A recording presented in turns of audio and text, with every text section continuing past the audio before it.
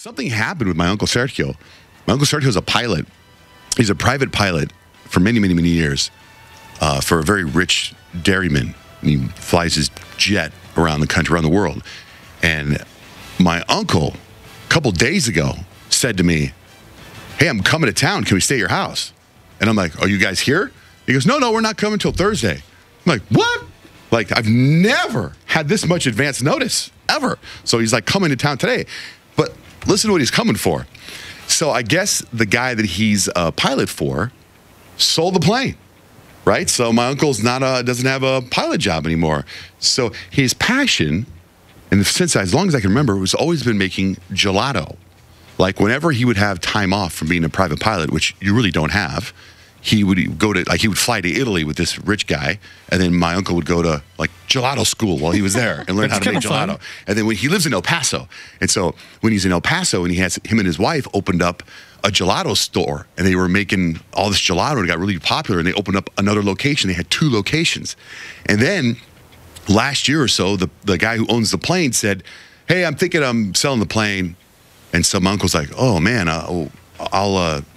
So he got rid of his. My uncle sold the gelatos places and was going to move here and become a pilot, a flight instructor.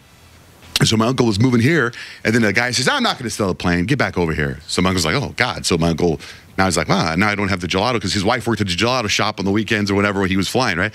So now the guy sold the plane, and my uncle's like, "So I got to figure out what I'm going to do." And he calls me, and he's enrolled in, and maybe you guys have heard of it this weekend, the Gelato Festival. I did not know there was such a thing. Neither did I. Sounds like a hootenanny, though.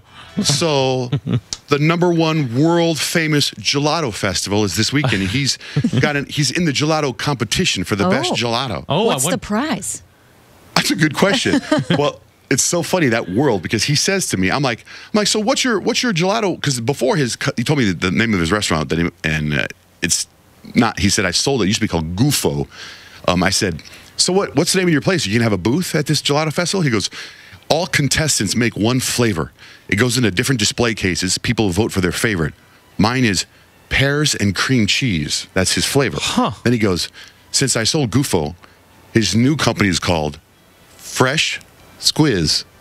What? Now, Squizz'd? I'm hoping with the Mexican accent, he means squeeze. Because the way he wrote Squizz'd is Squizz. Fresh Squizz'd. No, that's Fresh Squizz'd. Fresh Squizz'd. I don't know if I'd eat there. I'd definitely walk in to see what was happening. Let's go get some Fresh Squizz'd.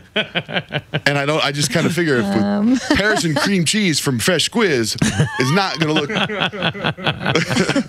I'm thinking the Mexican accent. I'm thinking the translation. One interesting signature item. You want to get some Fresh Squeeze? Fresh Squiz. I think it's squeeze. I think he's trying to say fresh squeeze. That would be great for like a juice bar, right? For squeeze. Squeeze. So, but maybe because it's not a juice bar, it's squeeze. Yeah, or maybe it's also a massage place. Yeah. No, don't go there. Maybe they don't just offer gelato. So if you're going to the gelato competition, please vote for Fresh Squiz.